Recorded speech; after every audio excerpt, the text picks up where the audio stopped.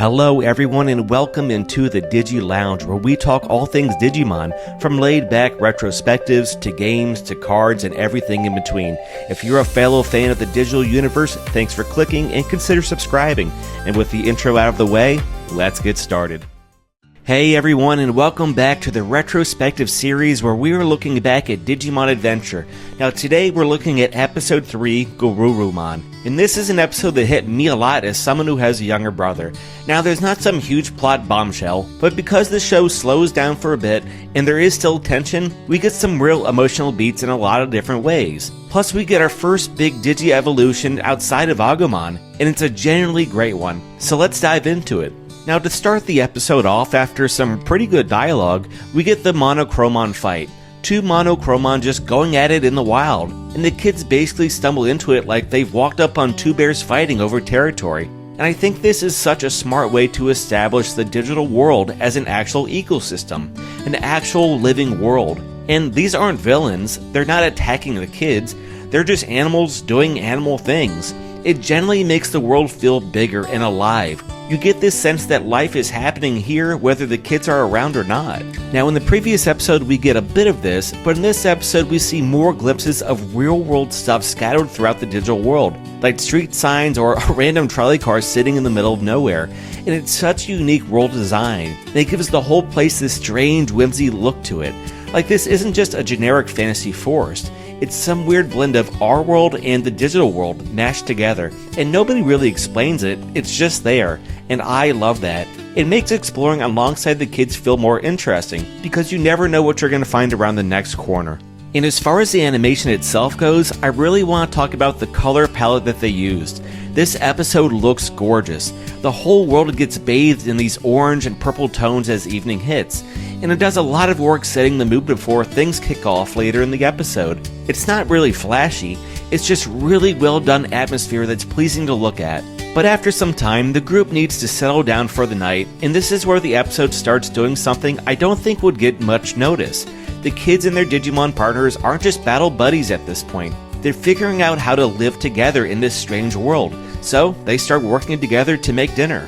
Now yes, that is small stuff, but to me it does matter, because it shows the relationship between the kids and the Digimon isn't only about fighting the bad guys, it's also just about existing together with the mundane. And it's a nice grounding moment before the episode shifts into its real focus, which is Matt and his relationship with others, mainly Tai and his little brother.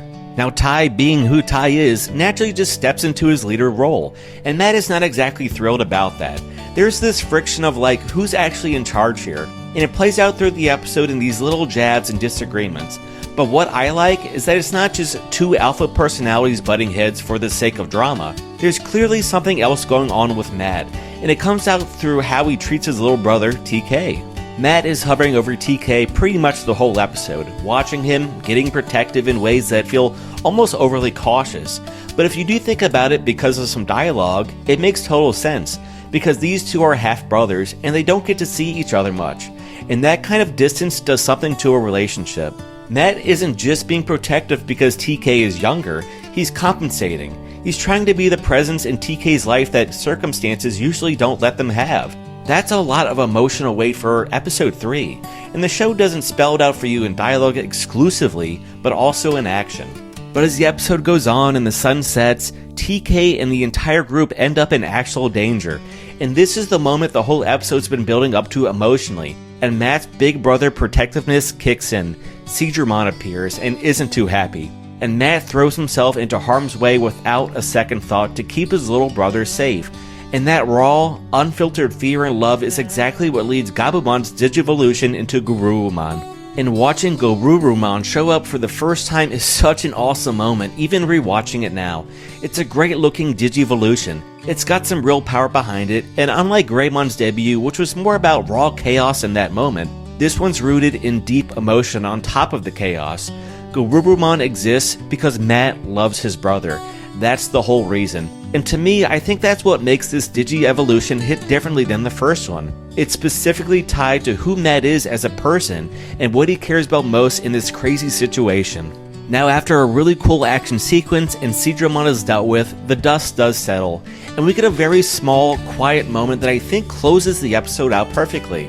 We get Tai looking over Matt as he's playing his harmonica, and you can just tell that despite there being future clashes between the two, that even without a word being said, that something has shifted.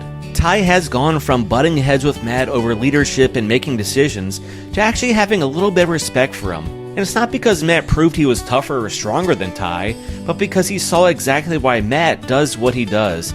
It's a small gesture, but it says so much about where their relationship is heading in the future. And to me, that's what really makes episode 3 work so well. It's not a plot-heavy episode per se, it's a character episode disguised as a monster fight episode. We get world building through little details, we get bonding through mundane tasks, and we get one of the show's best digivolutions, all tied back to a relationship between two brothers who don't get enough time together. Well guys, that is episode 3 though. Thanks for rewatching it with me. But all these are just my thoughts. Let me know what you thought about episode 3 down in the comment section below, and I will see you in the next video.